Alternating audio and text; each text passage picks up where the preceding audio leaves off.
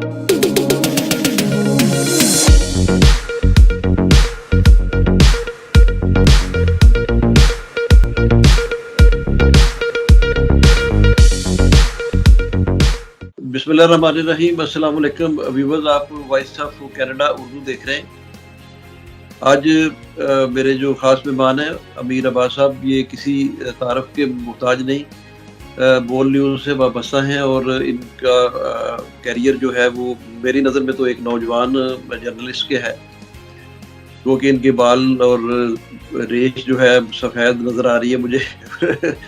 ये इनके तबसरे, इनका जो एंकर ये हैं बेसिकली बड़ा अच्छा करते हैं, वीलॉग भी बड़ा अच्छा करते हैं। ये इनको देखते भी हैं, हम यहाँ कनाडा में बैठ के सुनते हैं, बड़ा मज़ा आता है।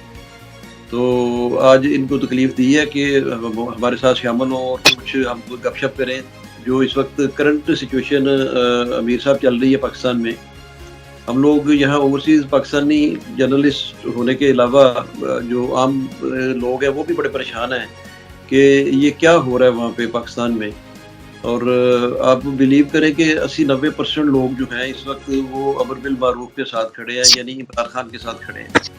और ये जो कल रात भी इन्होंने अरेस्ट वारंट वाला ड्रामा रचाया है, उसमें भी सारी दुनिया में तशवीश की लहर जो थी वो दौड़ गई और पाकिस्तान में भी लोग बाहर निकल आए। तो ये आप एक ओवरऑल व्यू कुछ मिनट में देंगे, क्योंकि आप इस्लामाबाद में बैठे हैं, आप रोज़ाना की बुनियाद पे प्रोग्राम भी करते हैं, पॉलिटिशियन से भी आपका इंटरेक्शन रहता है। तो आप क्या समझते हैं कि हम ये किस तरफ जा रहा है, ये सारा मामला कुछ तसादम की तरफ जा रहा है, कोई ये सॉफ्ट इनकलाब की बात करते हैं इमरान खान, उस तरफ जा रहा है? ये क्या सिचुएशन बनने वाली है आइंदा चंद दिनों में, चंद हफ्तों में?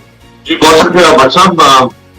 देखिए, अभी एक तो काबीना ने बाकायदा तौर पे मंजूरी दे दी है इमरान खान के खिलाफ जो साइफर के चोरी होने का और जो ऑडियो लीक्स उनकी आई उसके हवाले से तहकीकात के लिए पाकिस्तान की फेडरल कैबिनेट ने मंजूरी दे दी और ये मामला अब FIA के हवाले किया जा चुका है। और FIA के साथ अगर मुनासिब होगा तो ISI और जो बाकी IB हमारे जो लोग उसके साथ खड़े हैं,